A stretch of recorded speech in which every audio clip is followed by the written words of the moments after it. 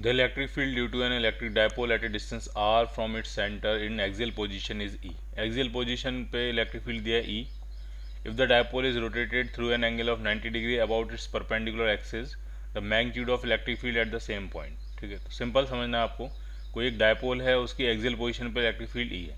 जैसे ही आप डायपोल को 90 डिग्री रोटेट कर दोगे तो अब वही एक्सियल पोजीशन जो है वो इक्वेटोरियल पोजीशन बन जाएगी। ठीक, वही एक्सियल पोजीशन क्या बन जाएगी? Equatorial position. और इक्वेटोरियल पोजीशन पे जो इलेक्ट्रिक फील्ड होता है वो एक्सियल पोजीशन का आधा होता है। ठीक, तो मैग्नीट्यूड जो उसका होगा वो E/2 होगा। So your answer is C part.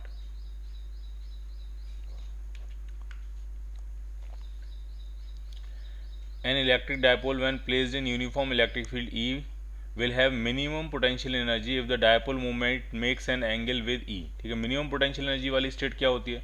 तो पोटेंशियल एनर्जी का जो फॉर्मूला होता है वो होता है आपका minus P E cos theta. और मिनिमम वैल्यू के लिए थीटा की वैल्यू हम जीरो डालते हैं। मिनिमम पोटेंशियल एनर्जी होती है माइनस पी ई और मैक्सिमम पोटेंशियल एनर्जी होती है प्लस पी ई। तो मिनिमम पोटेंशियल एनर्जी के लिए थीटा कितना होता है आपका? 0 डिग्री।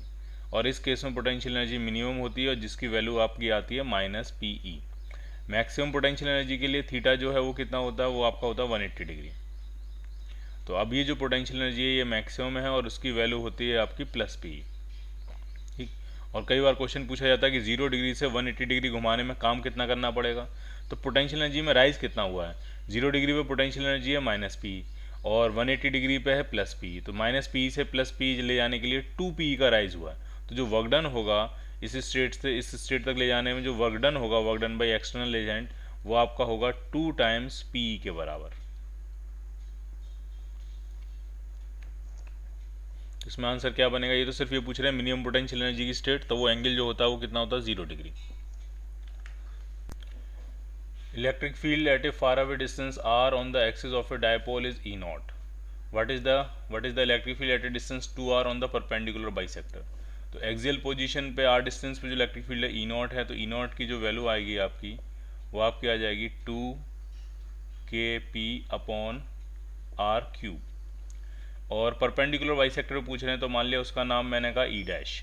तो ई डैश आपका हो जाएगा, तो वो हो जाएगा माइनस के पी अपॉन डिस्टेंस जो है परपेंडिकुलर बाइसेक्टर के लिए वो 2r है, तो 0.2r का क्यूब। और मैं ई डैश फाइंड करना है ई नॉट के टर्म्स में, तो दोनों को डिवाइड कर देते हैं। ठीक है, E naught upon E dash,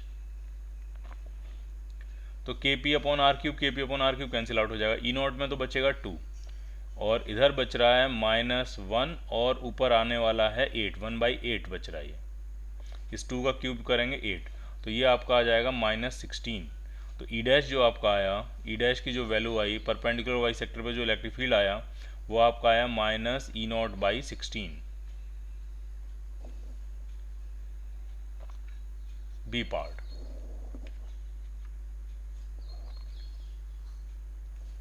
the SI unit of electric flux, electric flux की एसआई यूनिट पूछ रहे हैं। ठीक है, तो इलेक्ट्रिक फ्लक्स जो होता है वो इलेक्ट्रिक फील्ड इंटू एरिया होता है।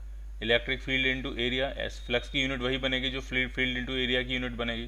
ठीक है, तो इलेक्ट्रिक फील्ड होता है न्यूटन पर कूलाम और एरिया आपका हो जाएगा मीटर स्क्वायर। ठीक, अब इसमें देख लेते हैं कि कौन सा आंसर बनने वाला है आपका। जूल पर कूलाम बनेगा नहीं, जूल पर अगर हम कूलाम बनाना चाहे नहीं बनेगा। 1 मीटर जो है वो न्यूटन के साथ मिलकर जूल बन जाएगा, तो एक यूनिट तो ये बन सकती है जूल इंटू मीटर पर कूलाम। नीचे से देखना शुरू करते हैं तो ये आंसर है नहीं। ठीक, volt into metre, volt into metre जरा समझते हैं। जूल पर कूलाम, वर्क डन पर यूनिट चार्ज वोल्ट होता है। ठीक है, वर्क डन पर यूनिट चार्ज जो होता है वो क्या होता है? वोल्ट। तो ये जूल पर कूलाम तो बन गया वोल्ट, तो volt into metre, volt into metre एक यूनिट बन सकती है, वोल्ट इंटू मीटर एक यूनिट ये बन सकती है, तो आंसर आपका सी बन सकता है। बी पार्ट पे आते हैं। न्यूटन अपॉन कूलाम, न्यूटन पर कूलाम तो इलेक्ट्रिक फील्ड ही होता है, उसमें तो मीटर स्क्वायर से मल्टीप्लाई करना पड़ेगा तब जाके फ्लक्स बनेगा, तो ये आंसर भी नहीं बनेगा। और वेवर जो होती है, वेवर जो है वो मैग्नेटिक फील्ड से रिलेटेड है। ठीक है, तो ये आंसर भी नहीं बनेगा। तो आपका आंसर क्या बना? आपका सी पार्ट आंसर बना।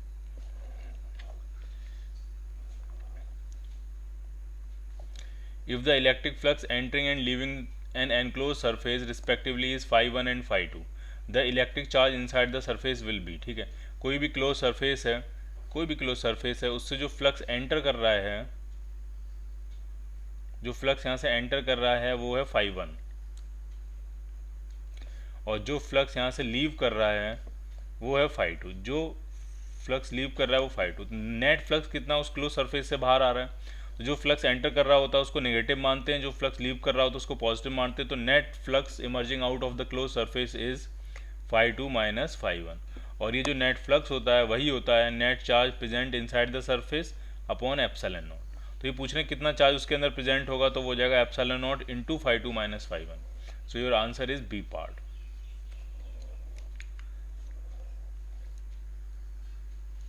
Consider the charge configuration and spherical Gaussian surface as shown in a figure. ठीक है, ये स्फेरिकल गॉसियन सरफेस है, अंदर एक चार्ज -q1 है और +q1 है और बाहर एक चार्ज +q2 है। ठीक है, when calculating the flux of the electric field over the spherical surface the electric field will be due to. ठीक है, तो गॉस लॉ में एक बात ढंग से समझ लेनी है कि किसी भी क्लोज सरफेस से पास होने वाला नेट फ्लक्स सिर्फ और सिर्फ अंदर प्रेजेंट चार्जेस पर डिपेंड करता है, बाहर वाले चार्ज पर डिपेंड नहीं करता है। ये बात क्लियर है? किसी भी क्लोज सरफेस से पास होने वाला नेट फ्लक्स सिर्फ उसके अंदर प्रेजेंट चार्जेस पर डिपेंड करता है, बाहर वाले चार्ज पर डिपेंड नहीं करता। लेकिन जिस इलेक्ट्रिक फील्ड का फ्लक्स आप कैलकुलेट कर रहे हो सरफेस पे, वो इलेक्ट्रिक फील्ड सभी चार्जेस की वजह से होता है, चाहे वो चार्ज अंदर हो या बाहर हो।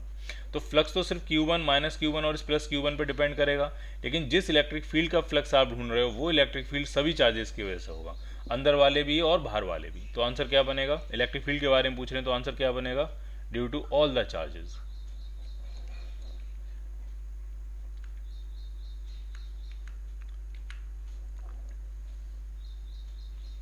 A wire of linear charge density lambda passes through a cuboid of length L, width B and height h in such a manner that the flux through the cuboid is maximum। ठीक है, एक cuboid है और उसकी length L है, width V है और height h है, और उससे एक वायर पास कर रहा है ताकि फ्लक्स जो है उससे जो फ्लक्स पास कर रहा है वो मैक्सिमम हो। ठीक है, तो ज़रा समझना है, अगर मान लिया ये क्यूबॉइड है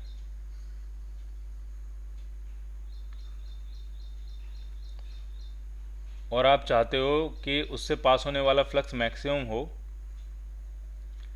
इसका मतलब उसके अंदर चार्ज भी मैक्सिमम होना चाहिए, और चार्ज मैक्सिमम होने के लिए जो वायर है वो बड़ी से बड़ा उसके अंदर आना चाहिए। तो वायर को आपको जो रखना पड़ेगा, वायर को अगर आपको रखना पड़ेगा वो रखना पड़ेगा आपको बॉडी डायगोनल की स्टेट में। फ्लक्स ढंग से समझना, फ्लक्स अगर आप चाहते हो मैक्सिमम हो तो इसका मतलब जो अंदर प्रेजेंट चार्ज है क्यू इन, ये भी आपका मैक्सिमम होना चाहिए, और इसके लिए बड़ी से बड़ी लेंथ उसकी जो वायर है लीनियर चार्ज, जो वायर है जिसकी लीनियर चार्ज डेंसिटी लैम्डा है, वो बड़े से बड़ा उसके अंदर जो क्यूबॉइड है उसके अंदर फिट होना चाहिए। तो बड़े से बड़ा वायर, बड़ी से बड़ी रॉड उसके अंदर वो फिट हो सकती है अगर आप उसको बॉडी डायगोनल के लॉन्ग रखो, और बॉडी डायगोनल की लेंथ जो होगी वो होगी आपकी √of L² + B² + H², ये उसकी लेंथ होगी। और लीनियर चार्ज डेंसिटी कितनी है? लैम्डा। तो इसमें लैम्डा से मल्टीप्लाई करेंगे तो ये चार्ज आ जाएगा जो उसके अंदर रखा होगा, और इस पूरे को अगर पूरे चार्ज को, इनसाइड चार्ज को अगर एप्सिलॉन नॉट से डिवाइड कर देंगे तो ये आपका आने वाला है मैक्सिमम फ्लक्स। ये बात क्लियर है? ठीक, उसके बाद देखते हैं, the position of wire is now change so that the flux through the cuboid is minimum. अब हम चाहते हैं कि जो पोजीशन है वो हम वायर की बदलें, और इस तरह से बदलें ताकि उससे पास होने वाला फ्लक्स जो है वो मिनिमम हो, कि उससे पास होने वाला जो फ्लक्स है वो क्या हो? मिनिमम। अब इस क्वेश्चन में एक चीज़ मिसिंग है, वो मिसिंग ये है कि जो वायर है वो आपका क्यूबॉइड के सेंटर से ही पास करना चाहिए।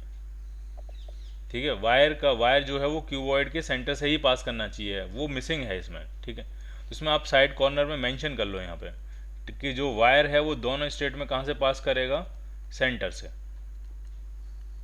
तो जब सेंटर से पास करेगा और सबसे छोटी जो डायमेंशन है वो इसकी हाइट है, सबसे छोटी डायमेंशन अगर हाइट है, तो अब हम वायर को ऐसे रखेंगे,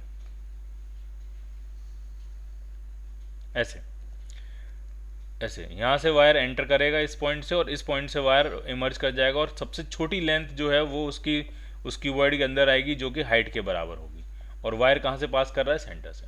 अगर ये क्वेश्चन में मेंशन नहीं करेंगे कि वायर सेंटर से पास कर रहा है, तो वायर को तो हम क्यूब से ही तो पास कराना है, हम ऐसे पास करा सकते हैं, इसमें बहुत थोड़ी सी लेंथ क्यूब के अंदर आएगी, और बिल्कुल किनारे से पास करा सकते हैं वायर को। ठीक है। तो इस क्वेश्चन में ये मेंशन होना चाहिए कि वायर कहाँ से पास कर रहा है, उसके सेंटर से। तो सबसे छोटी डायमेंशन है हाइट, तो हम हाइट के अलोंग वायर को पास करा देंगे क्यूब के सेंटर से। तो अब जो फ्लक्स आने वाला है, मिनिमम फ्लक्स, वो आएगा minimum charge upon epsilon naught, और मिनिमम चार्ज हो जाएगा h इंटू लैम्डा, ये मिनिमम चार्ज हो। और आपको मैक्सिमम फ्लक्स और मिनिमम फ्लक्स का रेशियो पूछा गया, तो जब आप रेशियो निकालोगे तो वो लैम्डा अपॉन एप्सिलॉन नॉट और lambda upon epsilon naught cancel out हो जाएगा, तो आपका आंसर बनेगा under root of L square plus B square plus H square divided by h। So your answer is A part.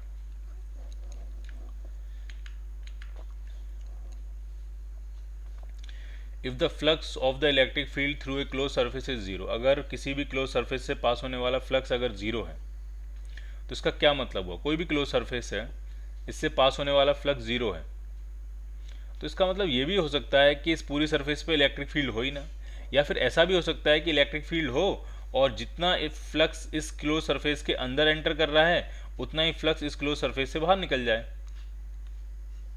तब भी net flux zero होगा। तो दोनों सिचुएशन हो सकती हैं। ऐसा भी हो सकता है कि इस सरफेस पे इलेक्ट्रिक फील्ड ही जीरो हो, और ऐसा भी हो सकता है इलेक्ट्रिक फील्ड तो हो बट जितनी इलेक्ट्रिक फील्ड लाइंस अंदर जा रही हैं उतनी इलेक्ट्रिक फील्ड लाइंस बाहर निकल जाएंगी, तो net flux passing through this close surface is zero. जरा पढ़ते हैं ऑप्शंस क्या हैं।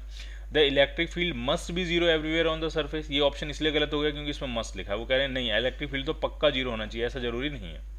The electric field may be zero everywhere on the surface, ये ठीक है। इलेक्ट्रिक फील्ड जीरो हो सकता है, तो बी आंसर आपका ठीक है। The charge inside the surface must be zero, कह रहे हैं सरफेस के अंदर जो चार्ज है वो जीरो ही होना चाहिए, ऐसा जरूरी नहीं है। नेट चार्ज जीरो होना चाहिए, हो सकता है प्लस क्यू रखा हो, तो हो सकता है माइनस क्यू भी रखा हो। तो नेट चार्ज जब जीरो हो जाएगा तो नेट फ्लक्स जो है passing through the close surface zero हो जाएगा।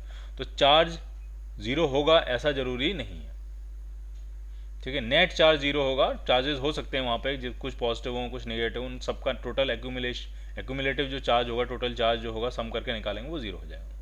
The charge in the vicinity of the surface must be zero, vicinity से यहाँ कोई लेना देना नहीं। जो फ्लक्स है वो क्लोज सरफेस के अंदर वाले चार्ज पे डिपेंड करता है, विसिनिटी से कोई इसमें लेना देना नहीं। तो इसमें जो सबसे बेस्ट आंसर है वो आंसर क्या है? B part.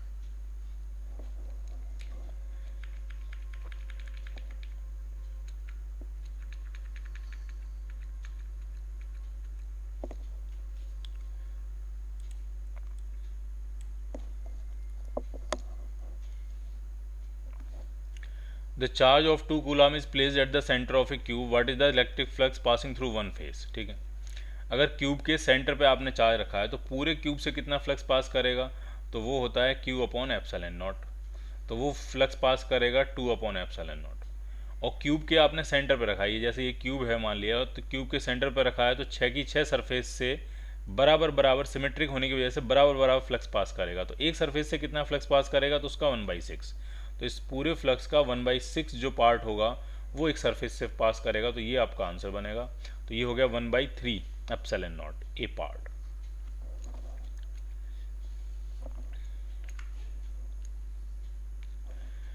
If the flux of the electric field through A close surface is zero, electric field का फ्लक्स क्लोज सरफेस से through a close surface is zero. ठीक, तो क्या क्या होगा जरा समझ लेते हैं। पहला, the electric field must be zero everywhere on the surface, ये हमने अभी क्वेश्चन किया था, तो इसमें फिर से पढ़ लेते हैं, इसके ऑप्शन आंसर थोड़े सा लगे। The electric field must be zero everywhere on the surface, ये गलत हो गया मस्ट होने की वजह से।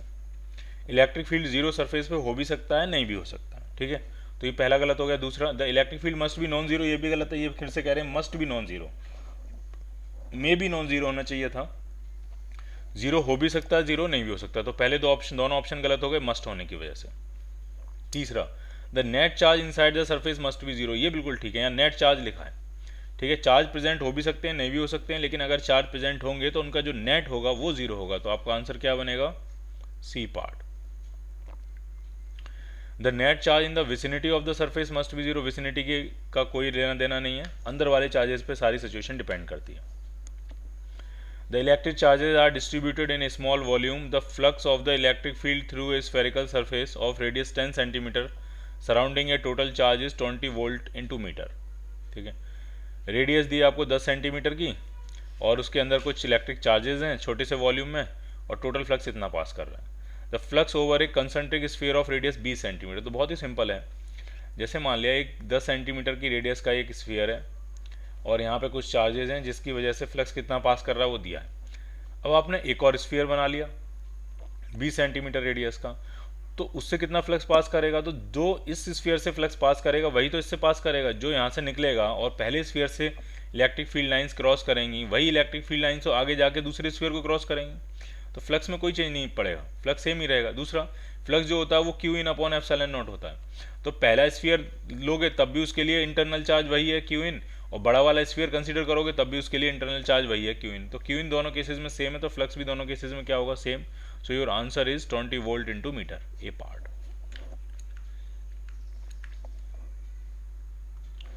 For a given surface the Gauss law is stated as, Gauss law क्या है, integration E dot D S is equal to zero for a given surface, कोई भी सरफेस है, ठीक। और यहाँ पे गॉस लॉ क्लोज सरफेस के लिए ही होता है, तो यहाँ पे एक ऐसा सर्कल भी होना चाहिए, इलेक्ट्रिक फ्लक्स ओवर ए क्लोज सरफेस, ठीक है। तो अब इसका क्या कंक्लूजन हुआ वो समझ लेते हैं कि electric field necessarily zero on the surface, ऐसा बिल्कुल ज़रूरी नहीं है। ये कह रहा है फ्लक्स जीरो है, इलेक्ट्रिक फील्ड का फ्लक्स जीरो, तो इलेक्ट्रिक फील्ड जीरो है ऐसा जरूरी नहीं है। Electric field is perpendicular to the surface at every point, ऐसा हो सकता है कि हर पॉइंट पे सरफेस के परपेंडिकुलर हो, लेकिन एक बात समझना है आपको, अगर सरफेस के परपेंडिकुलर होगा तो एरिया वेक्टर के तो पैरेलल हो जाएगा, तो फ्लक्स मैक्सिमम बनेगा। मैं यहाँ बना के दिखाता हूँ आपको। मान लीजिए स्फेरिकल सरफेस है और ये इलेक्ट्रिक फील्ड लाइंस हर पॉइंट पे सरफेस के परपेंडिकुलर है, सरफेस के परपेंडिकुलर है, एरिया वेक्टर के परपेंडिकुलर नहीं है। और जब सरफेस के परपेंडिकुलर है ये इलेक्ट्रिक फील्ड लाइंस, तो एरिया वेक्टर के तो पैरेलल हो जाएंगे, क्योंकि एरिया वेक्टर खुद सरफेस के परपेंडिकुलर होता है, ये बनेगा आपका एरिया वेक्टर। तो जो इंटीग्रेशन है डी ए या डी एस लिख लेते हैं, तो जो इंटीग्रेशन है वो तो अपनी मैक्सिमम वैल्यू देगा, तो दूसरा वाला आंसर भी सही नहीं होगा, पहला भी सही नहीं है, दूसरा भी सही नहीं होगा। तीसरी बात, the total flux through the surface is zero, तो वो तो लिख ही रहे हैं, ये जो फ्लक्स है टोटल फ्लक्स ही तो जीरो कह रहे हैं, तो इसका आंसर क्या बनेगा, C part. The flux is only going out of the surface, ऐसा नहीं है, अगर फ्लक्स इस सरफेस के बाहर जा रहा होता तो ये इंटीग्रेशन जीरो नहीं होता, कुछ फ्लक्स अंदर आ रहा होगा, कुछ फ्लक्स बाहर जा रहा होगा, तो जो टोटल फ्लक्स है वो जीरो हो जाएगा। तो इसका बेहतर आंसर क्या है, सबसे बढ़िया आंसर क्या है, C part. The cube of side A is placed in a uniform electric field, एक यूनिफॉर्म इलेक्ट्रिक फील्ड दिया है और उसमें एक क्यूब रखा है, the total electric flux passing through the cube will be, ठीक है। तो जरा समझ लेना, अगर एक यूनिफॉर्म इलेक्ट्रिक फील्ड है, चाहे वो किसी भी डायरेक्शन में हो, ये मान लिया कि यूनिफॉर्म इलेक्ट्रिक फील्ड है 3 डायमेंशनल, इसका एक्स कंपोनेंट भी है, वाई कंपोनेंट भी है, जेड कंपोनेंट भी है, और यूनिफॉर्म इलेक्ट्रिक फील्ड में आप किसी भी तरह की कोई किसी भी शेप का कोई क्लोज्ड सरफेस अगर आपने रखी, तो उससे पास होने वाला नेट फ्लक्स हमेशा जीरो होगा, क्यूब हो, क्यूबॉइड हो, स्फीयर हो, कुछ भी हो। अगर एक यूनिफॉर्म इलेक्ट्रिक फील्ड है और उसमें एक क्लोज सरफेस आपने रखी है, तो जितनी इलेक्ट्रिक फील्ड लाइन सरफेस के अंदर जाएंगी उतनी इलेक्ट्रिक फील्ड लाइन सरफेस से बाहर निकलेंगी, क्योंकि यूनिफॉर्म इलेक्ट्रिक फील्ड है। तो net flux passing through that close surface is always zero, कोई कैलकुलेशन करने की आपको जरूरत नहीं है। तो इसमें आंसर क्या बनेगा, जीरो, जीरो है नहीं, तो आंसर बनेगा none of the above, none of these.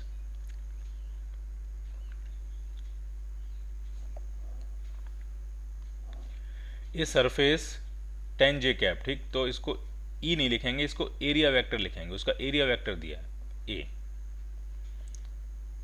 A surface 10 J cap is kept in an electric field 2i cap plus 4 J cap plus 7 k cap, how much electric flux will come out through this surface. तो बहुत ही simple है, uniform electric field है, तो uniform electric field से पास होने वाला जो फ्लक्स होता है वो आपका होगा ई डॉट ए। यहाँ क्लोज सरफेस नहीं है, यहाँ क्लोज सरफेस नहीं है, यहाँ कोई एक ओपन सरफेस है, एक फ्लैट सरफेस है, सिंपली क्या बनेगा, ई डॉट ए। ई कितना है, 2i cap plus 4 J cap plus 7 k cap, और उसका डॉट प्रोडक्ट करेंगे हम वेक्टर ए के साथ, कितना आ जाएगा वो 10 जे कैप। तो इसका डॉट प्रोडक्ट करके ये आपका आंसर आएगा 40 यूनिट्स, जो भी यूनिट्स होंगी इसकी, वोल्ट इंटू मीटर, ऐसा यूनिट तो वही होती है।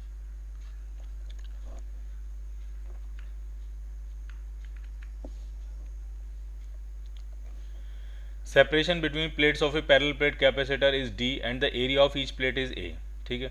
If the slab of material of dielectric constant K and thickness T is introduce between the plates, its capacitance become, तो ये सीधा फॉर्मूला है। ये मान लिया पैरेलल प्लेट कैपेसिटर है और इस प्लेट का एरिया है ए और सेपरेशन जो है दोनों प्लेट्स के बीच में वो है डी, ठीक। और इसमें एक डाइलेक्ट्रिक स्लैब इंसर्ट कर दिया हमने, जिसका डाइलेक्ट्रिक कांस्टेंट K दिया है, जिसका डाइलेक्ट्रिक कांस्टेंट K है और इसकी अपनी थिकनेस T है। तो इसका नेट कैपेसिटेंस पूछ रहे हैं कितना होगा। तो सबसे पहली और इम्पोर्टेंट बात यह है कि अगर किसी पैरेलल प्लेट कैपेसिटर के अंदर एक स्लैब इंसर्ट करी है आपने, तो इस स्लैब की लोकेशन पे डिपेंड नहीं करता है कि इसका कैपेसिटेंस कितना हो। ये स्लैब बीचों बीच हो सकती है, पहली प्लेट के साथ हो सकती है, दूसरी प्लेट के साथ हो सकती है, बीच में इसको कहीं भी आप मूव कराओ, ये इस बात पे डिपेंड नहीं करेगी कि इसकी लोकेशन एग्जैक्टली है कहाँ। ठीक है, और कैपेसिटेंस होता कितना है वो समझिए। अगर स्लैब नहीं होती तो कैपेसिटेंस होता है A epsilon not over D। अब कितना होगा, तो एक सिंपल सा तरीका है इसको याद करने का। जो स्लैब की थिकनेस है वो माइनस कर देते हैं नीचे D में से, और स्लैब की थिकनेस अपॉन K करके ये टर्म उसमें ऐड कर देते हैं। कई सारी स्लैब होंगी तब भी हम ऐसे करेंगे, मान लिया एक T1 K1 T2 K2 T3 K3, तो क्या माइनस करेंगे, minus T1 plus T1 by K1, फिर क्या माइनस करेंगे, minus T2 plus T2 by K2, फिर minus T3 plus T3 by K3, इस तरह से चलते जाते हैं। ठीक है, तो ये आपका कैपेसिटेंस का फॉर्मूला बनेगा। अब चाहो तो इसमें से आप T कॉमन ले सकते हो, तो ये आपका बन जाएगा A epsilon not over D। इसमें से अगर हम T कॉमन लें तो आ जाएगा आपका 1 by K minus 1, 1 by K minus 1 है नहीं तो माइनस T कॉमन ले लेते हैं। D माइनस T अगर कॉमन लेंगे तो आ जाएगा 1 minus 1 by K। So your answer is C part.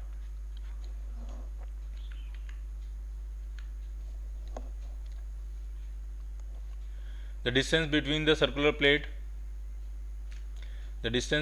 circular plates of a parallel plate capacitor condenser, एक ही बात, कंडेंसर कैपेसिटर एक ही बात होती है।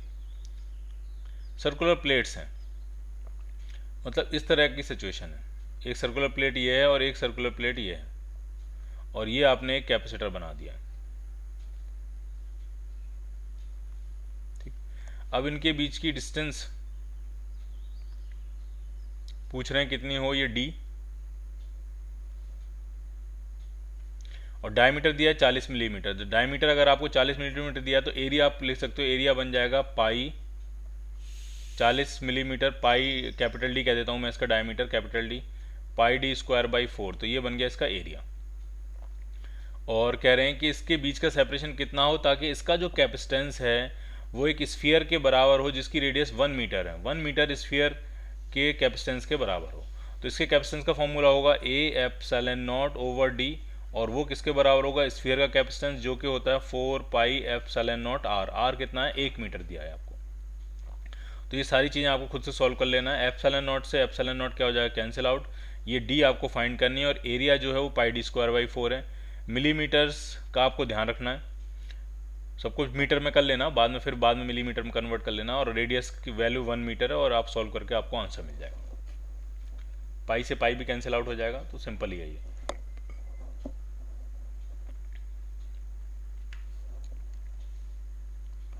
A spherical condenser has inner and outer surface of radius A and B respectively. The space between the two is filled with air. The difference between the capacitance of two condensers formed when outer sphere is earth and when inner sphere is earth. तो इसको आप ढंग से समझना। देखो, आपके पास दो concentric sphere हैं,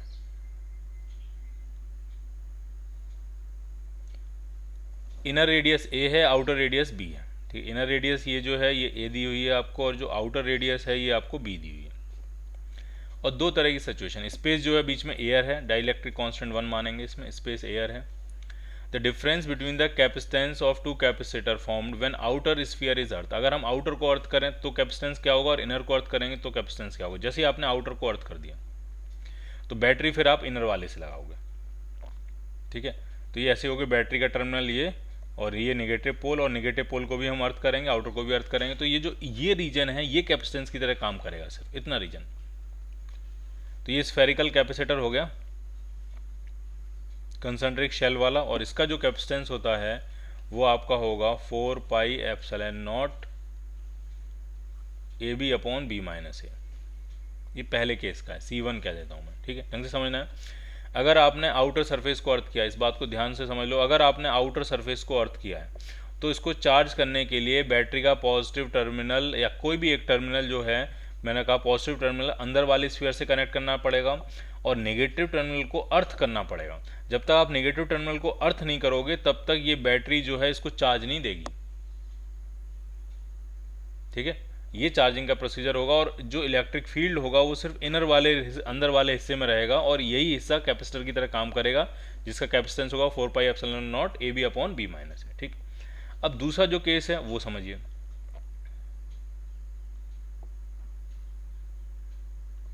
दूसरे केस में आपने क्या किया, जो अंदर वाला स्फीयर है उसको अर्थ कर दिया। तो बैटरी हम कहाँ लगाएंगे, बैटरी बाहर वाले स्फीयर पे लगाएंगे, और बैटरी का दूसरा टर्मिनल यहाँ से अर्थ कर देंगे। तो अब इस सिचुएशन में इलेक्ट्रिक फील्ड आपका अंदर वाले हिस्से में भी आएगा, यहाँ भी आएगा इलेक्ट्रिक फील्ड। पॉजिटिव चार्ज आपका इस तरफ भी आएगा और पॉजिटिव चार्ज आपका इस तरफ भी आएगा। एक इलेक्ट्रिक फील्ड इधर भी क्रिएट होगा स्फीयर के बाहर वाले रीजन में, और एक इलेक्ट्रिक फील्ड अंदर वाले रीजन में भी क्रिएट होगा। यहाँ नेगेटिव आएगा, नेगेटिव अर्थ से खींच लिया जाएगा ऐसे। तो ये इस तरह की सिचुएशन है। तो अगर इसको पैरेलल प्लेट कैपेसिटर की तरह अगर मैं बनाऊँ तो ये इस तरह से बनेगा। जो अंदर वाली सरफेस है, अंदर वाली सरफेस इस तरह से हो गई, 3 सरफेस हो जाएंगी इसमें। ये तो बीच वाली अंदर वाली सरफेस, ये है आपकी अंदर वाली सरफेस, ये बाहर वाली सरफेस, और ये इन्फिनिटी वाला पॉइंट है। और यहाँ से आपने ये बैटरी कनेक्ट कर दिया, ये हिस्सा अर्थ कर दिया है। ये वाला अंदर वाली सरफेस वो भी अर्थ है, और इन्फिनिटी का भी पोटेंशियल हम 0 मानते हैं तो उसको भी अर्थ मान लेते हैं। तो कुछ पॉजिटिव चार्ज यहाँ इकट्ठा होगा, कुछ पॉजिटिव चार्ज यहाँ इकट्ठा होगा, एक इलेक्ट्रिक फील्ड यहाँ बनेगा, एक इलेक्ट्रिक फील्ड यहाँ बनेगा। इस तरह की ये सिचुएशन बनेगी। क्लियर है ये? ठीक। अब इन दोनों पॉइंट्स के अबाउट अगर पोटेंशियल पूछा जाएगा तो वो भी बैटरी वी वोल्ट के बराबर होगा, और इन दोनों के अबाउट पोटेंशियल पूछा जाएगा तो वो भी बैटरी वी वोल्ट के बराबर होगा, क्योंकि यहाँ पे वी वोल्ट की बैटरी लगी है और ये वाला हिस्सा अर्थ है। अर्थ का मतलब इसका पोटेंशियल होगा 0। तो जब दोनों कैपेसिटर के अक्रॉस सेम पोटेंशियल है तो दोनों कैपेसिटर आपके हुए पैरेलल में। तो ये पैरेलल में नेट कैपेसिटेंस होता है C1 plus C2, C1 plus C2। तो अंदर वाले हिस्से का तो होगा 4 pi epsilon not A B upon B minus A, और जो बाहर वाला है, जो बाहर वाला ये वाला जो हिस्सा है, ये एक सिंगल शेल की तरह बिहेव करेगा, और उसका कैपेसिटेंस हो जाएगा 4 पाई एप्सिलॉन नॉट बी। तो ये आपका बना दूसरे स्टेट में नेट कैपेसिटेंस। ये पहले वाली स्टेट का नेट कैपेसिटेंस है, ये दूसरी वाली स्टेट का नेट कैपेसिटेंस है। उनका जो डिफरेंस आएगा वो सिर्फ आएगा 4 पाई एप्सिलॉन नॉट बी। तो इसका जो आंसर आएगा वो आपका आएगा सी पार्ट। ठीक, एक बार मैं फिर से समझा देता हूँ ये पैरेलल वाली सिचुएशन की, ये पैरेलल किस तरह से हुआ। जैसे मान लिया, आराम से समझना, जैसे पैरेलल प्लेट कैपेसिटर है, मान लिया ये 3 प्लेट्स लगी हुई हैं इस तरह से। ठीक, और इस बीच वाली प्लेट को मैंने बैटरी से कनेक्ट कर दिया, और बैटरी के नेगेटिव टर्मिनल से ये वाली प्लेट कनेक्ट कर दिया, और इसके नेगेटिव से ये वाली प्लेट कनेक्ट कर दी। ठीक, तो ये जो दो कैपेसिटर हैं, ये वाला और ये वाला कैपेसिटर, ये दोनों आपके पैरेलल में है। ठीक, ये दोनों किस में है, आपके पैरेलल में। क्योंकि अगर V0 वोल्ट की बैटरी है आपकी, तो इस वाले कैपेसिटर के अक्रॉस भी V0 वोल्ट की बैटरी लगी हुई है, और इस वाले कैपेसिटर के अक्रॉस भी V0 वोल्ट की बैटरी लगी हुई है। तो ये दोनों पैरेलल में है। बिल्कुल वही सिचुएशन यहाँ पे है स्फेरिकल कैपेसिटर में। बैटरी आपने लगाई बाहर वाली सरफेस पे, और उसका दूसरा टर्मिनल कर दिया अर्थ। अंदर वाली सरफेस को भी आपने अर्थ कर रखा है, तो ये भी अर्थ, ये भी अर्थ। तो अर्थ को हम मान सकते हैं कि आपस में कनेक्टेड है। ठीक, तो इन दोनों सरफेसेस के बीच में जो पोटेंशियल डिफरेंस है उस बैटरी का V0 के बराबर ही होगा। अब क्या है, अब दूसरा कैपेसिटर यहाँ से शुरू होकर इन्फिनिटी तक गया है। अब इन्फिनिटी का भी पोटेंशियल 0 होता है, तो इन्फिनिटी को भी आप अर्थ मान सकते हो, और ये भी अर्थ है, तो अर्थ से अर्थ ही कनेक्ट हो जाएगी। तो ये इस रीजन के अक्रॉस भी पोटेंशियल डिफरेंस किसके बराबर होगा, V0 के बराबर। इसलिए अंदर वाला हिस्सा और ये बाहर वाला हिस्सा, ये दोनों किस में है, आपके पैरेलल में।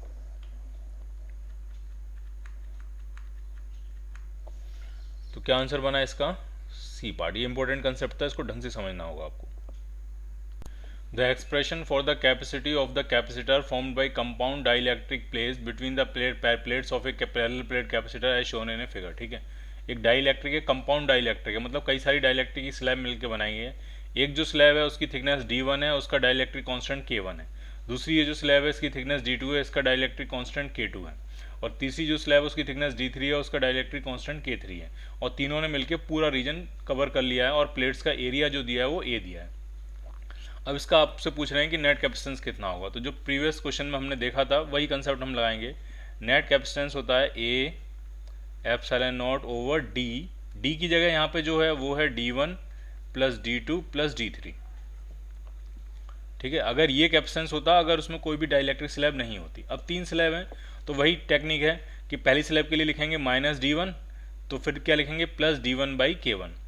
दूसरी स्लैब के लिए लिखेंगे माइनस D2 और प्लस D2 बाई K2, और तीसरी स्लैब के लिए लिखेंगे minus D3 plus D3 by K3। तो ये minus D1 plus D1 cancel out, plus D2 minus D2 cancel out, plus D3 minus D3 cancel out. तो answer क्या बना, A epsilon not over D1 over K1 plus D2 over K2, A epsilon not over D1 upon K1 plus D2 upon K2 plus D3 upon K3। So your answer is A part.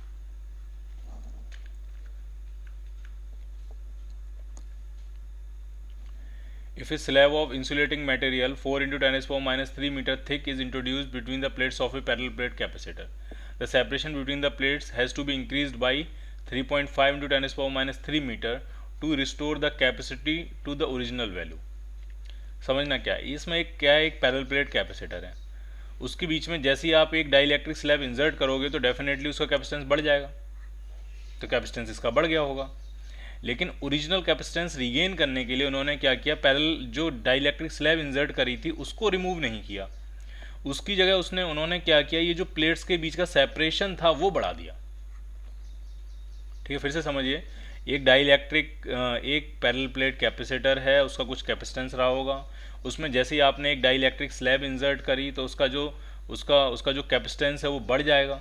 तो उसको वापस कम करने के लिए उन्होंने separation को क्या कर दिया, प्लेट्स के सेपरेशन को थोड़ा सा बढ़ा दिया ताकि उसको अपना ओरिजिनल जो कैपेसिटेंस है वो मिल जाए।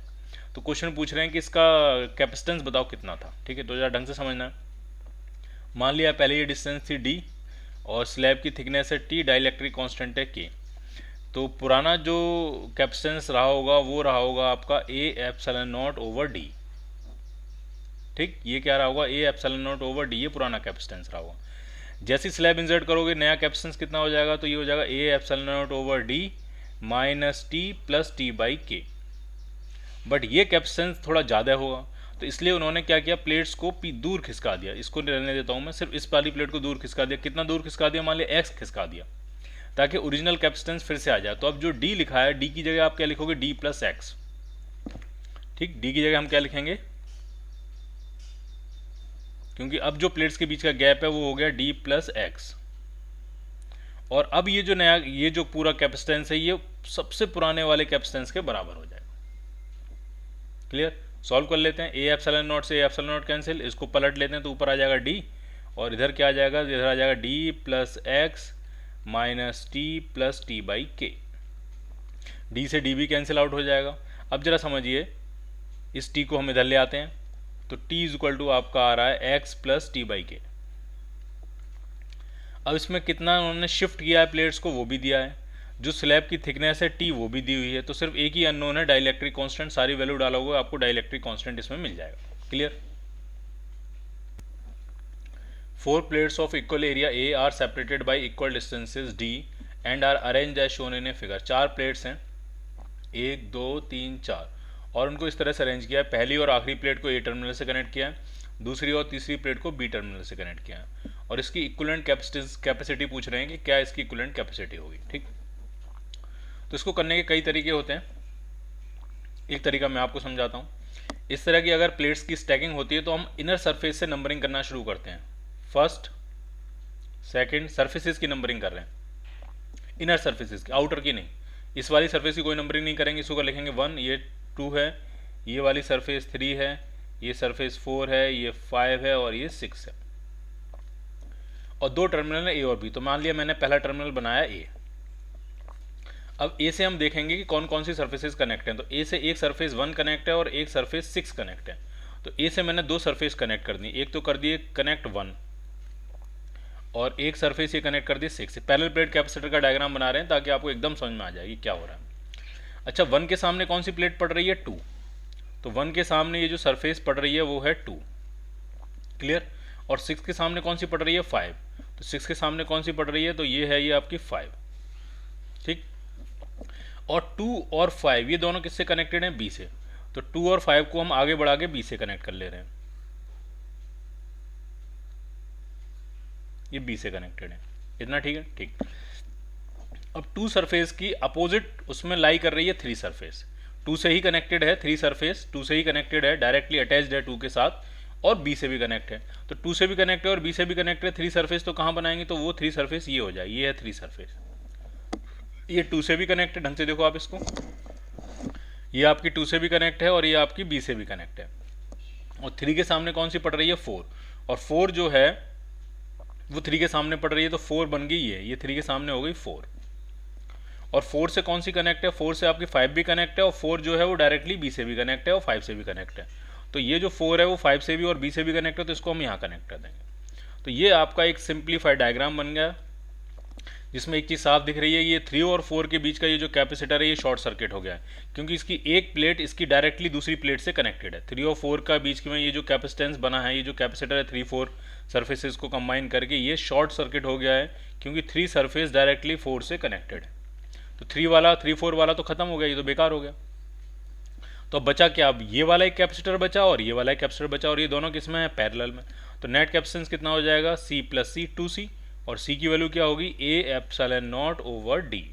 सो your answer is 2 times A∈0/D, A part.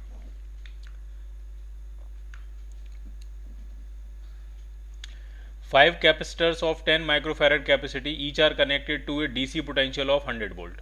5 capacitor हैं, 10 10 10 10 इस तरह से, और 100 वोल्ट की यहाँ बैटरी लगाई हुई है। तो इक्विवेलेंट कैपेसिटी पूछ रहे हैं, इसमें क्या होगा, तो जैसे बैलेंस व्हीटस्टोन ब्रिज होता है रजिस्टर्स का, वैसे ही बैलेंस व्हीटस्टोन ब्रिज होता है कैपेसिटर्स का। और इसमें भी क्वेश्चन वही होती है कि अगर C1/C2 = C3/C4 होगा, ये अपॉन ये इक्वल टू ये अपॉन ये होगा, तो ये जो बीच वाला कैपेसिटर है वो यूजलेस हो जाएगा, जैसा कि इसमें दिख रहा है ये यूजलेस हो गया है। तो अब ये दोनों किस में आ गए आपके पैरेलल में, 10 और 10 का पैरेलल में, सॉरी ये दोनों आ गए आपके सीरीज़ में। 10 और 10 किस में आ गए, सीरीज़ में। और 10 और 10 का सीरीज़ में जो कैपेसिटेंस होता है वो 5 माइक्रोफैरड होगा। इसी तरह से ये 10 और 10 किस में आ जाएंगे, सीरीज़ में, और 10 और 10 का सीरीज़ में होगा 5, यानी ये 5 माइक्रोफैरड और ऊपर वाला 5 माइक्रोफैरड। अब ये दोनों आपस में पैरेलल में आ गए, और पैरेलल में 5 और 5 का 10 हो जाएगा, तो जो नेट कैपेसिटेंस आएगा वो आपका आ रहा है 10 microfarad. So your answer is D part.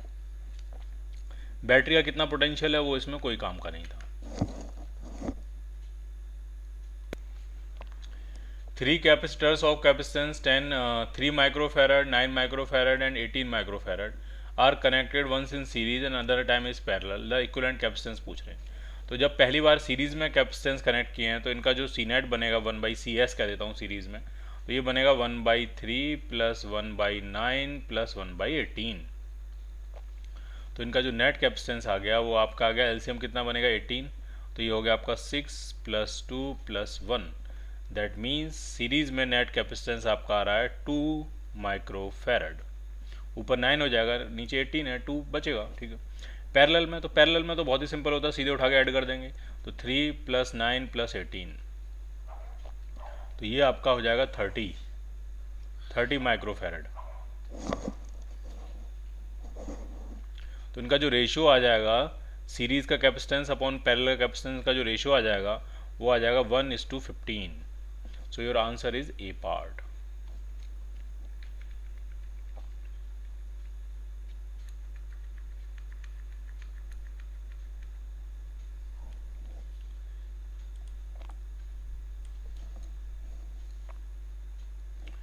In the circuit diagram shown in the adjoining figure, the resultant capacitance between point P and Q, P और Q के बीच का नेट कैपेसिटेंस पूछ रहे हैं। तो बहुत ही आसान है, ये दोनों तो आपके पैरेलल में है, तो 2 और 3 का हो जाएगा 5, फिर ये 5, 12 और 20 ये तीनों किस में आ जाएंगे, सीरीज़ में। तो नेट कैपेसिटेंस कितना बनेगा, 1/12 + 1/20 + 1/5। तो एलसीएम आपका आ गया 60, ये 5 है, ये 3 है, ये 12 है, तो ये कितना आ जाएगा 20/60 मीन्स 1/3। तो नेट कैपेसिटेंस आपका आ गया 3 microfarad, B part. 4 capacitors each of capacity 3 microfarad are connected as shown in the adjoining figure. The ratio of the equivalent capacitance between A and B and between A and C। तो सबसे पहले A और B के about निकालेंगे, A और B के about. जब आप A और B के अबाउट निकालोगे तो ये तीनों तो आ जाएंगे सीरीज़ में, और इन तीनों के साथ ये आपका आ जाएगा पैरेलल में। तो ये 3 और 3 का सीरीज़ में ऐड करोगे तो ये 1 हो जाएगा, 1/3 + 1/3 + 1/3, तो ये 1 हो जाएगा। और इस 1 के साथ ये 3 माइक्रोफैरड पैरेलल में, तो 1 + 3 4 माइक्रोफैरड हो गया। तो ए और बी के अक्रॉस जो आ रहा है, CAB कह देता हूँ मैं, वो आपका आ रहा है नेट कैपेसिटेंस 4 माइक्रोफैरड, ठीक। अब हम निकालेंगे ए और सी के अक्रॉस। तो ए और सी के अक्रॉस निकालोगे तो ये दोनों सीरीज़ में, तो 3 और 3 का हो गया 3/2, और ये दोनों भी सीरीज़ में, 3 और 3 का हो गया 3/2, और 3/2 और 3/2 ये आपस में पैरेलल में हो जाएंगे। तो 3/2 + 3/2, तो नेट में 3 ही बचेगा। तो AC के अबाउट जो नेट कैपेसिटेंस आ रहा है वो आपका आ रहा है 3 माइक्रोफैरड, और इनका जो रेशियो आ जाएगा वो आ जाएगा 4:3। So your answer is A part.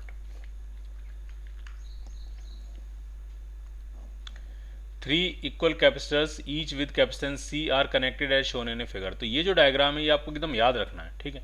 ये सीरीज ये अगर रेजिस्टेंस के लिए भी चलेगा और कैपेसिटेंस के लिए। अगर ये 3 रेजिस्टेंस लगे हुए हैं तो ये तीनों सीरीज में, लेकिन जैसे ही मैंने इनको इस तरह से अटैच किया तो ये तीनों पैरेलल में आ जाते हैं। तो ये जो तीनों कैपेसिटर हैं, ये C और ये तीनों किस में हैं आपके पैरेलल में, और पैरेलल में C plus C plus C 3C। So your answer is B part.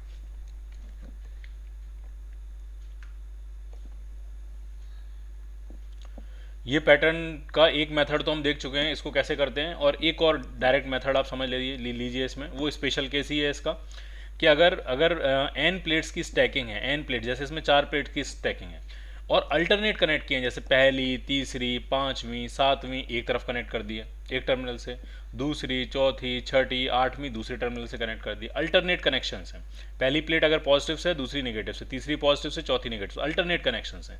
तो अगर n प्लेट्स होती हैं तो ये n-1 कैपेसिटर का फॉर्मेशन होता है, और वो n-1 कैपेसिटर पैरेलल में होते हैं। जैसे इसमें 4 प्लेट्स हैं तो इसमें 3 कैपेसिटर बन गए, एक कैपेसिटर ये है और एक कैपेसिटर ये है और एक कैपेसिटर ये है, और ये तीनों किस में जाएंगे पैरेलल में, और पैरेलल में इनका कितना हो जाएगा C 3C। तो आंसर बनेगा 3 टाइम्स C मतलब A∈0/D। So your answer is B part. ठीक है, वो जो हमने देखा था उसका ये स्पेशल केस है। ठीक है, मैं फिर से आपको बता दे रहा हूँ, अगर n प्लेट्स हैं तो कैपेसिटर बनेंगे n-1, और सब पैरेलल में है तो उनका नेट कैपेसिटेंस हो जाएगा n-1 टाइम्स A∈0/D।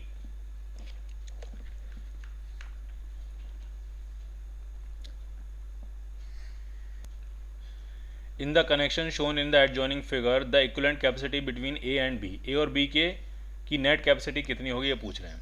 तो गौर से देखो, ये व्हीटस्टोन ब्रिज है, C1/C2 इक्वल टू C3/C4 भी बन रहा है, यानी ये बैलेंस व्हीटस्टोन ब्रिज है। 6/9 वही आंसर होगा जो कि 12/18 होगा। तो ये जो 24 माइक्रोफैरड वाला कैपेसिटर है वो यूजलेस है, तो आप इसको हटा सकते हो। तो ये दोनों किस में आ गए आपके सीरीज में, और ये दोनों भी किस में आ गए सीरीज में, फिर आपस में पैरेलल में हो जाएंगे। तो जरा 6 और 12 का देखते हैं कितना आने वाला सीरीज में। 6 × 12/6 + 12 मतलब 18। तो ये कैंसिल हुआ 3 टाइम्स और ये कैंसिल हुआ 4 टाइम्स, तो इन दोनों का आ गया 4 माइक्रोफैरड। अब 9 और 18 कितना आएगा, तो 9 × 18/9 + 18, 9 + 18 बनेगा 27। तो ये कैंसिल हुआ 3 टाइम्स और इससे कैंसिल हुआ ये हुआ 6 टाइम्स। तो नीचे वाले का बना 6 माइक्रोफैरड, ऊपर 4 माइक्रोफैरड, नीचे 6 माइक्रोफैरड, ये दोनों आपस में किस में पैरेलल में। तो पैरेलल में 6 और 4 का कितना आंसर बन जाएगा 10 microfarad. So your answer is D part. The resultant capacitance between A and B in the following figure is equal to. Net capacitance A और बी के अबाउट पूछ रहे हैं कितना होगा, तो आराम से सेटल करते हैं। 3 3 3 ये तीनों सीरीज में है, आराम समझते जाइए। 3 3 3 सीरीज में है तो 1/3 + 1/3 1/3 हो गया 1, तो इसका नेट कैपेसिटेंस हो गया 1, तो इन तीनों का हो गया 1। अब ये जो 1 है वो इस 2 के साथ पैरेलल में, तो 1 और 2 फिर से 3 हो जाएगा, तो यानी इन चारों का बन गया यहाँ पे 3। अब ये वाला 3 और ये वाला 3 और ये वाला 3 ये तीनों फिर से सीरीज में आ गए, तो इनका फिर से कितना हो गया 1, और ये इन सबका 1 जो है वो इस 2 के साथ पैरेलल में है, तो 2 और 1 ये हो गया 3। अब ये वाला 3 और ये वाला 3 और ये वाला 3 फिर से तीनों सीरीज में आ गए, तो 3 3 3 का कितना हो जाएगा 1। So your final answer is A part.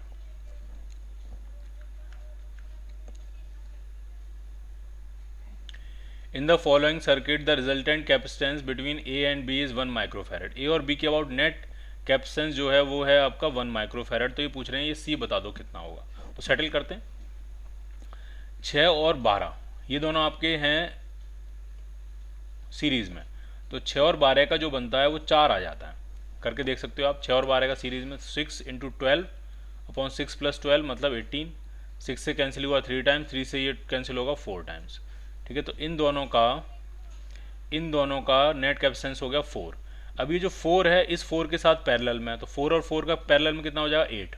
ठीक, अभी जो 8 है वो इस 1 के साथ सीरीज में है, तो 8 और 1 का कितना हो जाएगा सीरीज में, तो ये हो जाएगा 8 × 1/8 + 1 9, यानी बन गया ये 8/9 माइक्रोफैरड। ठीक, यानी अभी तक हमने ये तीनों कैपेसिटर और ये मिलके ही सॉल्व कर लिया। तो इन पूरों का जो इन चारों का मिलके जो आ गया वो आ गया 8/9। तो मैं यहाँ बना देता हूँ इसको। ठीक, ये ख़त्म हो गए और इसकी जगह यहाँ जो एक कैपेसिटर बन गया सिंगल, जो यहाँ से यहाँ कनेक्ट होगा, और वो कितना है 8/9 माइक्रो फैरड।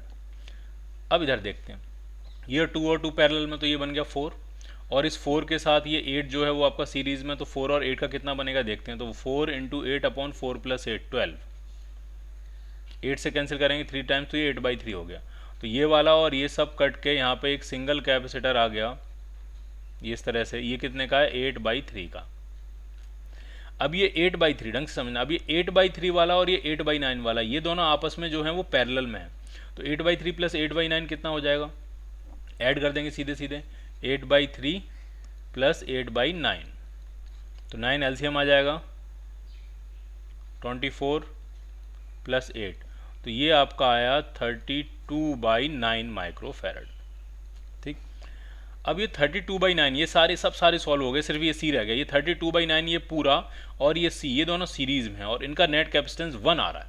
तो इसका मतलब 1/c + 1/32/9 is equal to 1/c net, और सी नेट कितना दिया है 1 माइक्रो फैरड। अब इसको सॉल्व कर लेते हैं, 9 को ऊपर ले जाते हैं, इसको इधर ले आते हैं, तो 1/c इज इक्वल टू आपका हो गया 1 - 9/32। 32 बना एलसीएम, 32 - 9 करेंगे तो ये आ जाएगा आपका 23। तो जो c की वैल्यू आ रही है वो आ रही है आपकी 32/23 micro farad. So your answer is D part. Clear?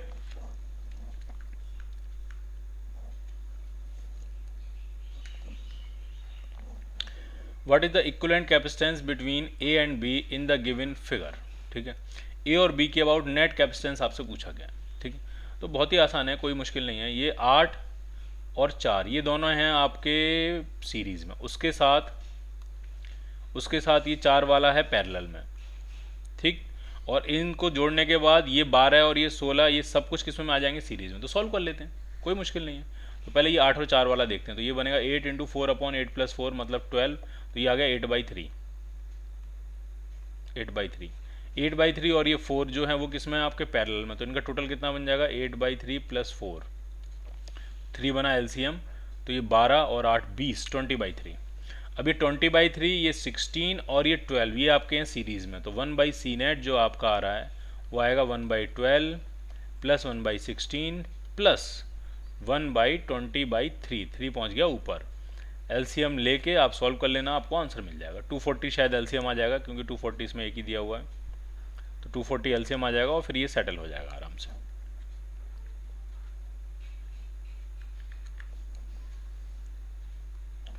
Four capacitors are connected as shown, 4 capacitor हमने इस तरह से कनेक्ट किए हैं। The equivalent capacitance between P and Q, P और क्यू के अबाउट इक्विवेलेंट पूछे, तो बहुत ही आसान है। ये तीनों आपके सीरीज में है, तो 1 1 1 1 1 1 का होगा 1/3, और 1/3 और 1 ये आपके पैरेलल में है, तो ये 4/3 आंसर हो गया। सो your answer is D part, 4/3 micro farad.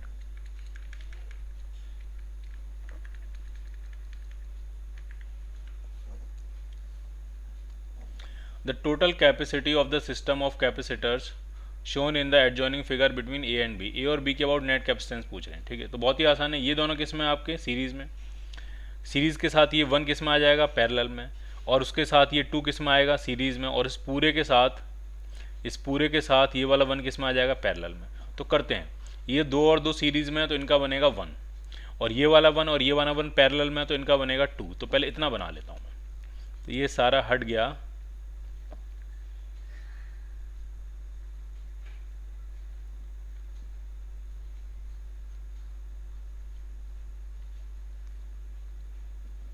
और ये हो गया 2 माइक्रो फैरड। ठीक, उसके बाद अब ये 2 वाला और ये 2 वाला आपस में किसमें सीरीज़ में, तो 2 और 2 का फिर से क्या हो जाएगा 1, और ये वाला 1 और ये वाला 1 पैरेलल में, तो 1 और 1 फिर से क्या हो गया 2। So your answer is B part.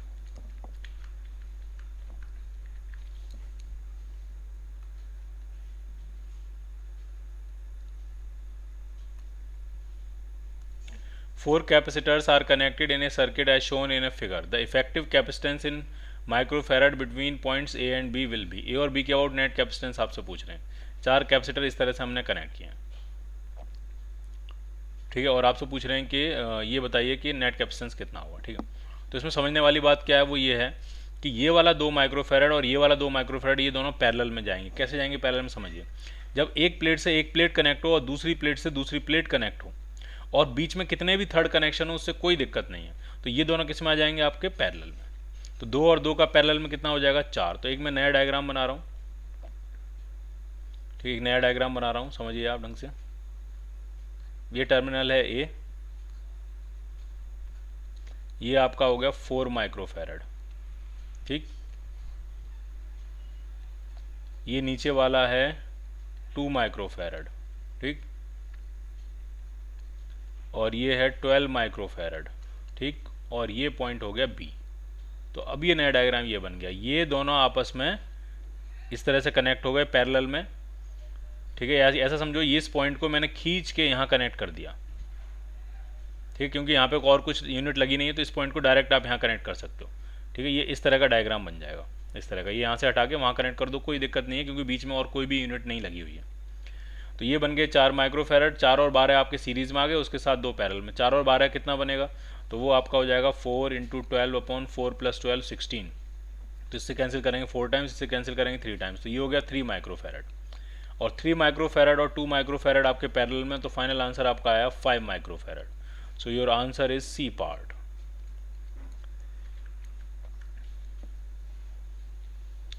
The resultant capacitance of given circuit between point A, P and Q. P और क्यू के बीच में नेट कैपेसिटेंस कितना है वो पूछ रहे हैं। तो ये भी बहुत आसान है, ये दोनों किसमें आपके पैरेलल में, सी और सी 2C। फिर ये 2C और ये 2C आ जाएंगे सीरीज में। 2C और 2C का फिर से क्या हो जाएगा, C। तो इन चारों का बन गया C। अब ये वाला C और ये वाला C फिर से पैरेलल में, C और C फिर से क्या हो गया 2C। और ये वाला 2C और ये वाला 2C सीरीज में, 2C और 2C फिर से क्या हो गया C। और ये पूरा C और ये 2C ये आगे पैरेलल में, तो फाइनल आंसर बनेगा 3C। So your answer is A part.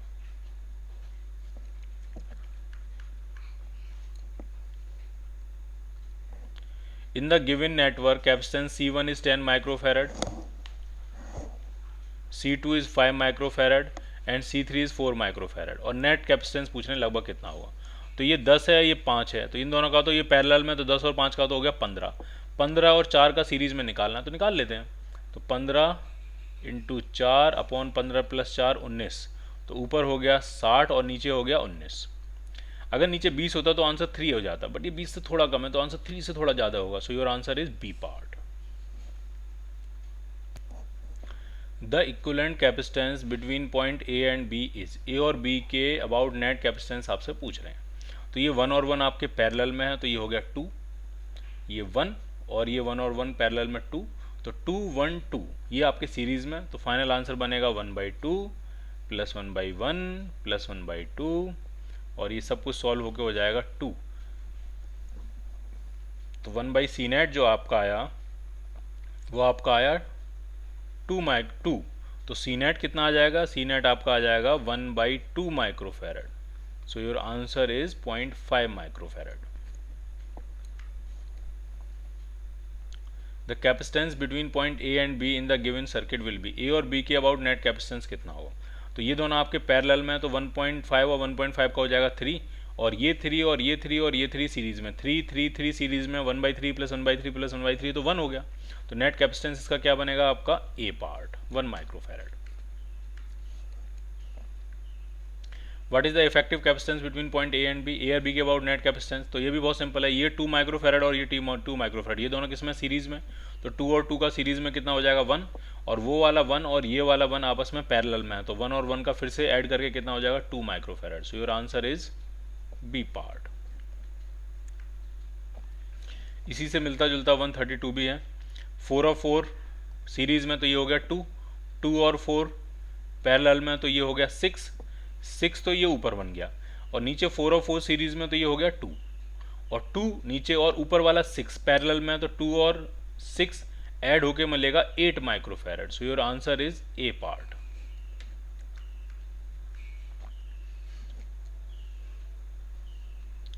इस डायग्राम को मैं दोबारा से बनाता हूं, थोड़ा साफ करके, ढंग से दिख नहीं रहा है।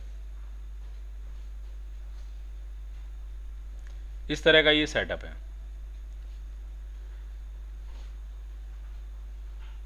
ये वाली प्लेट A/2 एरिया, ये आधा एरिया ये है, और इनके बीच का टोटल सेपरेशन ये डी दिया है। और डाइलेक्ट्रिक किस तरह से भरे हैं वो आपको समझना है। डाइलेक्ट्रिक इस तरह से भरे हैं, एक तो डाइलेक्ट्रिक यहाँ है K1, एक डाइलेक्ट्रिक यहाँ है K2, और ये पूरा सिंगल है तो इसको सिंगल बना लेते हैं। ये पूरा सिंगल है, ये है आपका K3। इस तरह से डाइलेक्ट्रिक भरे हुए हैं। ये डिस्टेंस d/2, ये वाली भी डिस्टेंस d/2, और नेट कैपेसिटेंस पूछ रहे हैं आपसे। तो इसको मैं अगर अलग अलग करके बनाऊं तो मैं कहूँ एक कैपेसिटर यहाँ है, ये छोटा कैपेसिटर, उसके साथ एक कैपेसिटर ये यहाँ लगा हुआ है छोटा कैपेसिटर, और इन दोनों छोटे कैपेसिटर्स के साथ एक बड़ा कैपेसिटर यहाँ लगा हुआ है। इस तरह से एक टर्मिनल ये है और एक टर्मिनल ये है, ठीक है। एरिया कितना है a/2 और डिस्टेंस कितनी है d/2। इसके अंदर जो डाइलेक्ट्रिक भरा है वो K1 का है, इसका भी एरिया a/2 है, डिस्टेंस इसकी d/2 है। इसके अंदर जो डाइलेक्ट्रिक है वो K2 का भरा हुआ है, इसका भी एरिया a/2 है बट इसकी डिस्टेंस d है, और इसके अंदर का जो डाइलेक्ट्रिक है वो K3 से भरा हुआ है, ठीक। तो अब इनका नेट कैपेसिटेंस निकालेंगे तो ये दोनों आपके सीरीज में और उसके साथ ये पैरेलल में, ठीक। इसका कैपेसिटेंस कितना होगा, इसका कैपेसिटेंस कितना होगा तो लिख लेते हैं। इसका कैपेसिटेंस होगा a/2 epsilon not K1 upon d/2। तो बाई 2 से by 2 cancel out, a epsilon not K1 upon d, तो इसका भी हो जाएगा a epsilon not K2 upon d। और इसका कितना बनेगा, इसका देखते हैं, a/2 epsilon not K3 upon d। तो इसका जो आया वो आया a epsilon not K3 upon 2d। ये इसका कैपेसिटेंस है, ये इसका कैपेसिटेंस है a epsilon not K1 upon d, a epsilon not K2 upon d इसका कैपेसिटेंस है। तो पहले ये दोनों किस में है आपके सीरीज में, पहले ये दोनों किस में सीरीज में, तो जरा सीरीज में ऐड करते हैं। तो 1/c नेट जो आएगा उन दोनों का वो आ जाएगा 1/c1। c1 कितना, a epsilon not K1 upon d पहुंच गया ऊपर, प्लस 1/c2। c2 कितना है, तो फिर से a epsilon not K2 upon d। तो क्या कॉमन आ जाएगा, क्या कॉमन आ जाएगा, तो d upon a epsilon not तो आ गया भाई कॉमन, और अंदर बचा 1/K1 प्लस 1/K2। एलसीएम अगर लें तो नीचे एलसीएम आ जाएगा K1 K2 और ऊपर हो जाएगा K2 प्लस K1। तो ये 1/c नेट है ये, तो c नेट निकालेंगे तो पलटना पड़ेगा, तो पलट लेते हैं।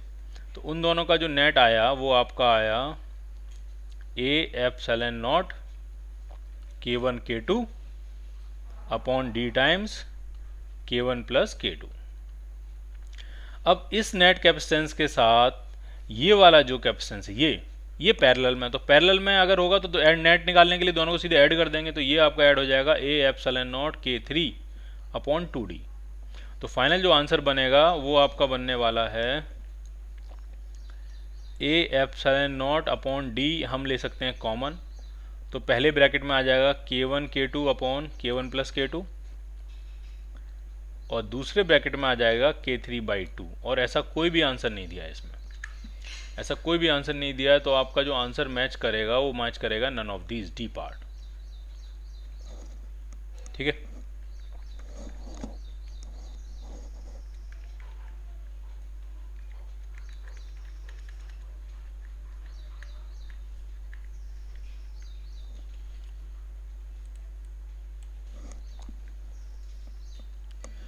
Four equal capacitors, each of capacity C, are arranged as shown. The effective capacitance between point A and B is। A और B के अबाउट नेट कैपेसिटेंस आपसे पूछा गया। चार कैपेसिटर आपने इस तरह से अरेंज करें, तो ये दोनों किस में है, सीरीज में। ये दोनों किस में, सॉरी ये दोनों किस में है आपके पैरेलल में। तो C और C का हो गया 2C, और 2C के साथ ये C सीरीज में है, तो 2C और C कितना हो जाएगा, तो वो हो जाएगा 2C into C upon 2C plus C, मतलब 3C। तो ये हो गया 2C/3, ठीक है। इन तीनों का हो गया 2C/3, और ये 2C/3 और ये C आपके पैरेलल में है, तो नेट कितना हो जाएगा, सीधे ऐड कर देंगे, तो ये आपका आ जाएगा 5C/3। So your answer is C part.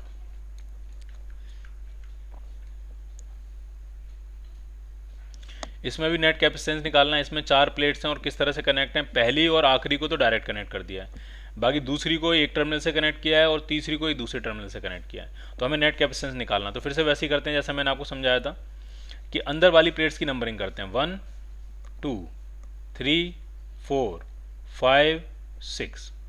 ठीक, तो एक टर्मिनल तो हमने बना लिया ए, ये एक टर्मिनल है। अब ए से कौन कौन सी कनेक्ट है, तो एक तो 2 सरफेस कनेक्ट है ए से, एक तो सेकंड सरफेस कनेक्ट है, एक थर्ड सरफेस कनेक्ट है।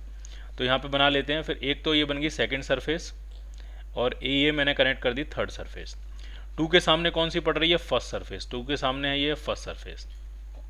3 के सामने कौन सी पड़ रही है, फोर्थ सरफेस, तो 3 के सामने ये हो गई फोर्थ सरफेस। ठीक, आगे बढ़ते हैं। अब फोर्थ सरफेस जो है, फोर्थ और फिफ्थ आपस में कनेक्टेड है और वो बी टर्मिनल से कनेक्ट है। तो मैं यहाँ बना देता हूँ, फोर्थ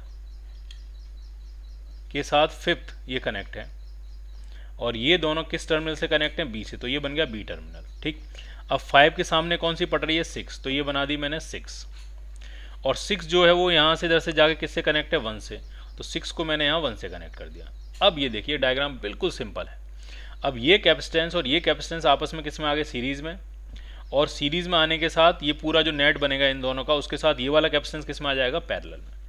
तो अगर मैं कहता हूँ ये सी सी सी तीनों सी हैं, तो सी और सी हो गया आपका C/2 और C/2 और C पैरेलल में, तो ये 3C/2 आंसर आएगा। 3/2 टाइम्स C, और C कितना होगा, A/0/D। So your answer is D part.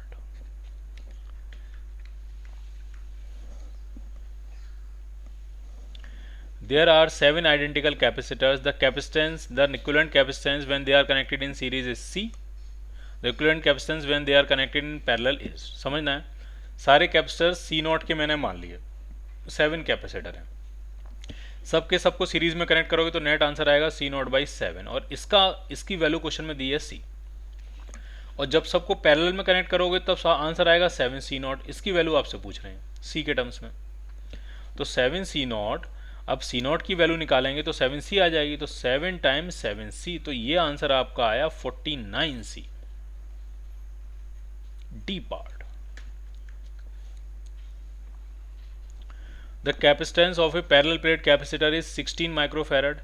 When a glass slab is placed between the plates, the potential difference reduces to 1/8 of the original value. What is the dielectric constant of the glass? आराम समझना है क्या situation. जैसे मान लिया एक capacitor है, पहले से चार्ज है, बैटरी हटा चुके हैं हम, तभी ये सिचुएशन बनेगी। मान लिया इस पे चार्ज कितना है, Q चार्ज है इस पे, इधर +Q इधर -Q। कैपेसिटेंस इसका C है, तो इसके बाद जो पोटेंशियल डिफरेंस होगा, तो फॉर्मूला होता है Q = CV, तो पोटेंशियल डिफरेंस होगा वो हो जाएगा Q/C। क्लियर। अब जैसे ही आप डाइलेक्ट्रिक स्लैब डालोगे तो चार्ज तो चेंज होने वाला नहीं क्योंकि बैटरी लगी नहीं है, लेकिन कैपेसिटेंस के टाइम्स बढ़ जाता है। डाइलेक्ट्रिक स्लैब इंसर्ट करने से, डाइलेक्ट्रिक स्लैब इसके अंदर भरने से जो कैपेसिटेंस है वो के टाइम्स बढ़ जाएगा।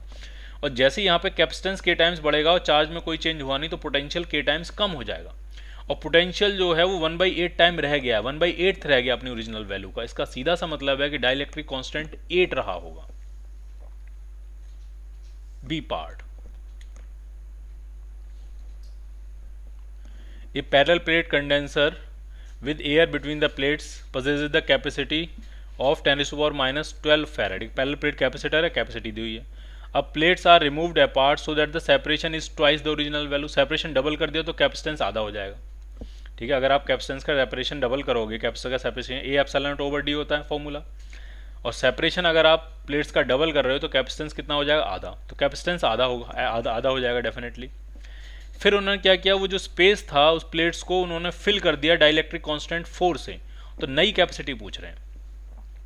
तो ये जो वैल्यू दी थी, ये दी थी आपको 10⁻⁻12 फैरेड। अब क्या क्या खेल खेला वो समझो। अब उन्होंने क्या किया, सेपरेशन को डबल कर दिया, तो अब D की जगह लिखेंगे 2D, लेकिन अब उसके अंदर मटेरियल भी भर दिया, तो ε0 की जगह लिखेंगे ε0K। पूछ रहे हैं अब ये वैल्यू बताओ कितनी होगी, तो हम निकालते हैं। इसमें जो A/0/D वाला पार्ट है ये तो आपका 10⁻⁻12 वाला पार्ट है, अपॉन 2 नया आया है, और डाइलेक्ट्रिक कांस्टेंट ये 4 भी नया आया है। तो जो नया कैपेसिटेंस आ रहा है वो आ रहा है 2 × 10⁻12 farad, C part.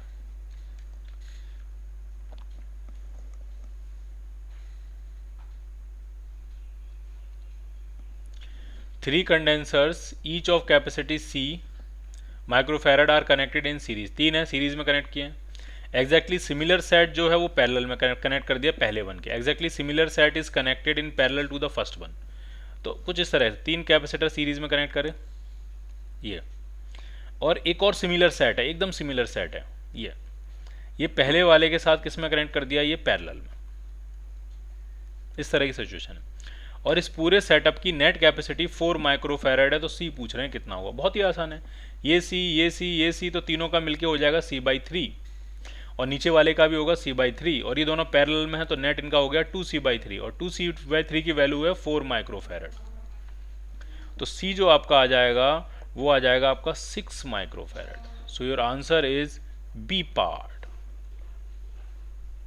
3 plates of common surface area A are connected as shown. The effective capacitance between point A and point P and Q will be। 3 plates हैं, कॉमन सरफेस एरिया है, d distance है, और एक terminal को, ये पहले वाली और तीसरी वाली को Q से कनेक्ट किया, बीच वाली को P से कनेक्ट किया। अब आराम समझना, मैंने कहा चलो Q वाली टर्मिनल पॉजिटिव टर्मिनल है और P वाला टर्मिनल नेगेटिव टर्मिनल है। तो ये वो सिचुएशन है जिसमें पैरेलल प्लेट्स स्टैकिंग है और अल्टरनेट प्लस माइनस से कनेक्ट है। पहली वाली अगर प्लस से कनेक्ट है तो दूसरी वाली माइनस से कनेक्ट है, तीसरी वाली प्लस से कनेक्ट है।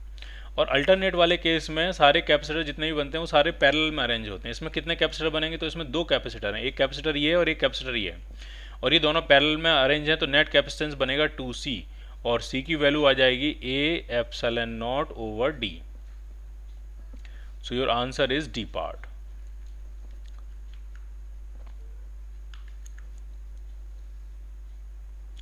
The equivalent capacitance between points A and B in the circuit will be।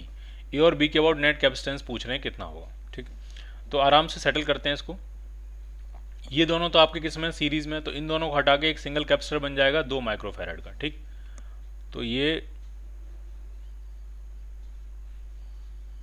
Series में ये नेट दोनों की जगह एक सिंगल लग गया, ये है आपका 2 माइक्रोफैराड का। ठीक, अब जरा इसको समझिए। इसको यहाँ पे मैं थोड़ा ढंग से नहीं बनाया, थोड़ा ढंग से बनाता हूँ मैं इसको, थोड़ा क्लियर समझ में आया आपको, ताकि ये कुछ इस तरह से है।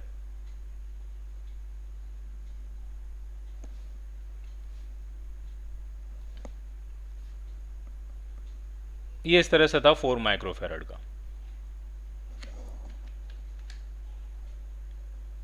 ये इस तरह की सिचुएशन थी। ठीक, अब इसमें अगर आप समझोगे तो यहाँ समझ में तुरंत आ जाएगा आप कि ये दोनों आपके किस में, सीरीज में, और उसके साथ ये वाला जो है वो पैरेलल में। ठीक है, ये दोनों सीरीज में, उसके साथ ये वाला पैरेलल में। तो 4 और 4 का सीरीज में 2 हो जाएगा, और 2 के साथ ये 4 पैरेलल में जाएगा 6, और ये पूरी यूनिट होगी 6 माइक्रोफैराड, और ये 6 और ये 2 आपके फिर से किस में आ गए, पैरेलल में, 6 और 2 8 microfarad. So your answer is D part.